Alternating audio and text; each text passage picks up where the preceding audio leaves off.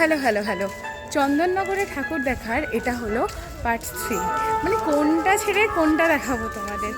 যাই হোক, চলো আরও কিছু ঠাকুর দেখে নাও।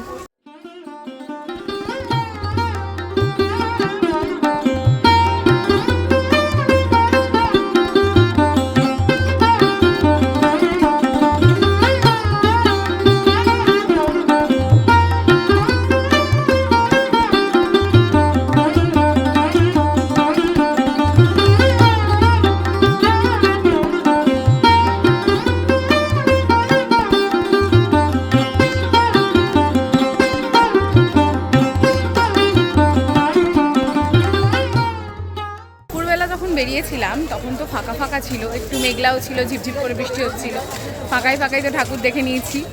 এখন এখন যেগুলো দেখছি, মানে এখন রাস্তায় ভীষণ ভিড় আর শুধু মানুষের মাথা আর মাথা।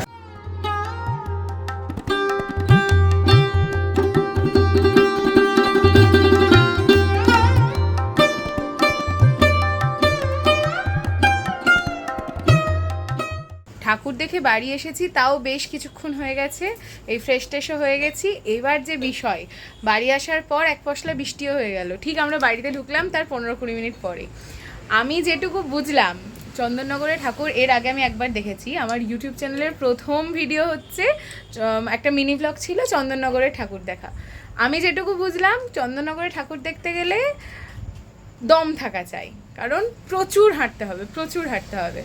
যেটুকু ঠাকুর দেখেছি সব যে দেখাতে পেরেছি তা তো নয়, যেটুকু পেরেছি তোমাদেরকে দেখিয়েছি। আর একটা বিষয়, আমি মন থেকে থ্যাংক ইউ বলতে চাই মাসিকে। মানে আমি একটু হুঁচুকে এখানে যাবো ওখানে যাবো এইসব করে বেড়াই, মানে আমি না হয় হেঁটে নিয়েছি, আমার বয়সটা অল্প সেই হিসেবে। আর মাসির আবার পাও নাকি এক পা একটু কোথাও ভাঙা আছে, কোথাও না মানে পা ভাঙা আছে, তারপরেও প্রায় আমরা মনে হয় 13-14 কিলোমিটার মতো হেঁটেছি আজকে ঠাকুর দেখার জন্য।